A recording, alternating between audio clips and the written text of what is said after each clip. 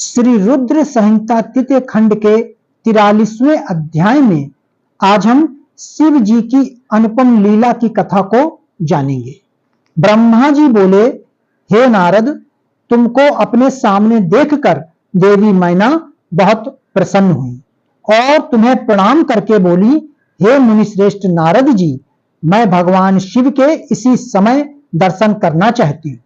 मैं देखना चाहती हूँ जिन शिव जी को पाने के लिए मेरी बेटी पार्वती ने घोर तपस्या की थी तथा अनेक कष्टों को भोगा था, उन शिव जी का रूप कैसा है, वे कैसे दिखते हैं।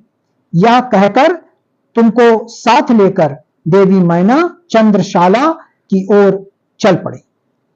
इधर भगवान शिव भी मैना के इस अभिमान को समझ गए और मुझसे व विष्णु जी से बोले कि तुम सब देवताओं को अपने साथ लेकर गिरिराज हिमालय के घर पहुंचो। मैं भी अपने गणों के साथ पीछे पीछे आ रहा हूं।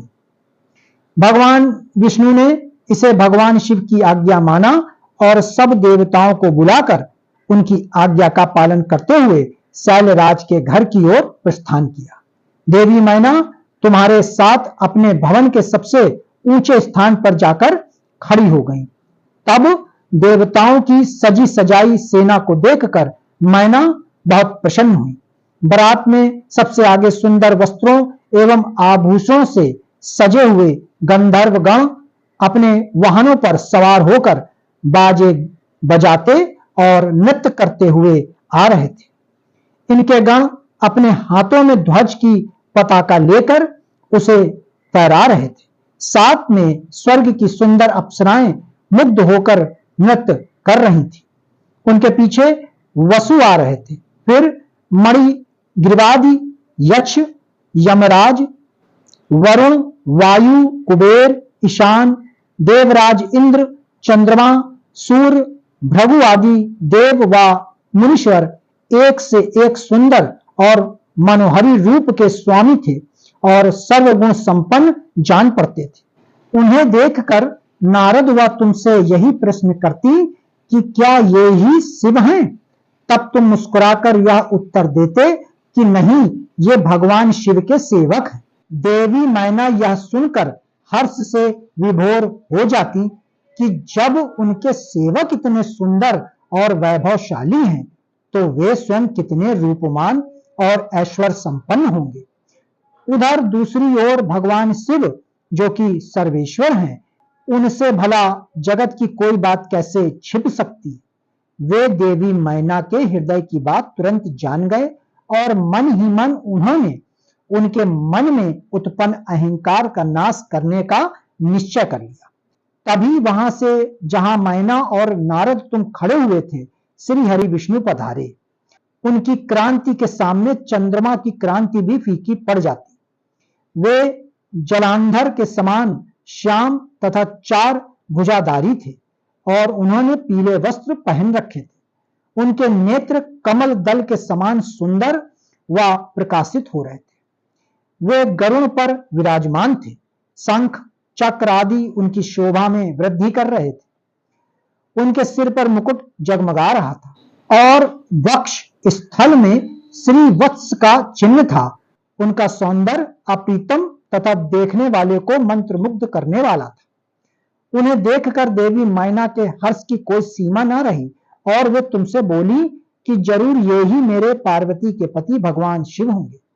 नारद जी देवी मैना के वचनों को सुनकर आप मुस्कुराए और उनसे बोले कि देवी, ये आपकी पुत्री पार्वती के होने वाले पति भगवान शिव नहीं बल्कि क्षीर सागर के स्वामी और जगत के पालक श्री हरि विष्णु हैं। ये भगवान शिव के प्रिय हैं और उनके कार्यों के अधिकारी भी हैं। हे देवी, गिरिराज के पति भगवान शिव तो संपूर्ण ब्रह्मांड के अधिकारी हैं। वे सर्वेश्वर हैं और वही परम ब्रह्मा परमात्मा हैं। वे विष्णु से भी बढ़कर हैं। तुम्हारी ये बातें सुनकर मैना शिव जी के बारे में बहुत कुछ सोचने लगी कि मेरी पुत्री बहुत भाग्यशाली और सौभाग्यवती है, जिसे धन वैभव और सर्वशक्ति संपन्न वर मिला है। यह सोचकर उनका हृदय हर्ष से प्रफुल्लित हो रहा था। वे शिव जी को दामाद के रूप में पाकर अपने कुल का भाग्योदय मान रही थी।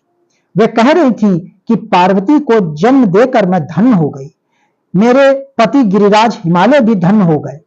मैंने अनेक तेजस्वी देवताओं के दर्शन किए, इन सभी के द्वारा पूज्य और इन सबके अधिपति मेरी पुत्री पार्वती के पति हैं, फिर तो मेरा भाग्य सर्वथा सराहने योग्य है। इस प्रकार मैना अभिमान में आकर जब यह सब कह रही थी, उसी समय उसका अभिमान दूर करने के लिए अपने अद्भुत रूप वाले गणों को आगे करके शिव जी भी आगे बढ़ने लगे।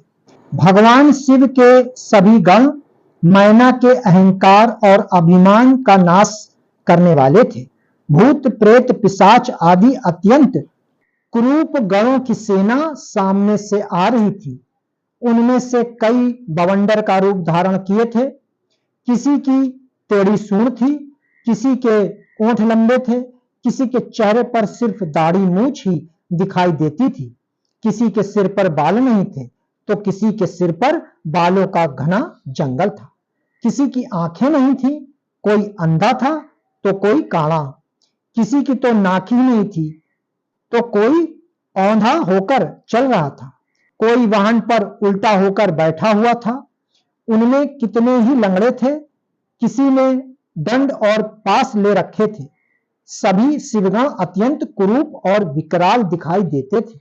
कोई सींग बजा रहा था, कोई डमरू, कोई गौमुख बजाता हुआ आगे बढ़ रहा था। उनमें किसी का सिर नहीं था तो किसी के धड़ का पता नहीं चल रहा था, तो किसी के अनेकों मुख थे, किसी के चेहरे पर अनगिनत आंखें लगी थी तो किसी के अनेकों पैर थे, किसी के हाथ नहीं थे तो किसी के अनेकों कान थे, तो किसी के अनेकों सिर थे। सभी शिवगणों ने उन्हें अचंभित करने वाली वेशभूषा धारण की हुई थी। कोई आकार में बड़ा था तो कोई बहुत छोटा था। वे देखने में बहुत ही भयानक लग रहे थे। उनकी लंबी चौड़ी विशाल सेना मदमस्त होकर नाचते गाते हुए आगे बढ़ रही थी। तभी तुमने अंगुली के इशारे से शिवगणों को दिखाते हुए देवी मैना से कहा, देवी पहले आप भगवान शिव के गणों को देख लें, तत्पश्चात महादेव जी भूत प्रेतों की इतनी बड़ी सेना को देखकर देवी मैना भय से कांपने लगी। इसी सेना के बीच में 5 मुख वाले, 3 नेत्र, 10 भुजाओं वाले, शरीर पर भस्म लगाए, गले में मुंडों की माला पहने, गले में सर्पों को डाले, बाघ की खाल को ओढ़े, पिनाक धनुष हाथ में उठाए, त्रिशूल कांधे पर रखकर बड़े क्रूप और बूढ़े बैल पर चढ़े हुए भगवान शंकर देवी मैना को दिखाई दिए। उनके सिर पर जटा जूट थी और आंखें भयंकर लाल थी। नारद, तभी तुमने मैना को बताया कि वे ही भगवान शिव हैं। तुम्हारी यह बात सुनकर देवी मैना अत्यंत व्याकुल होकर तेज वायु के झकोरे लगने से टूटने लता के समान धरती पर धड़ाम से गिर मूर्छित हो गई। उनके मुख से सिर्फ यही शब्द निकले कि सबने मिलकर मुझे छल कपट से राजी किया है, मैं सबके आग्रह को मानकर बर्बाद हो गई। मैना के इस प्रकार बेहोश हो जाने पर उनकी अनेकों दासियां वहां भागती हुई आ गईं। अनेकों प्रकार की उपाय करने के पश्चात धीरे धीरे मैना होश में आने लगी। भक्तों, आगे की कथा श्री रुद्र संहिता तृतीय खंड का 44वां अध्याय अवश्य सुने। ओम नमः शिवाय।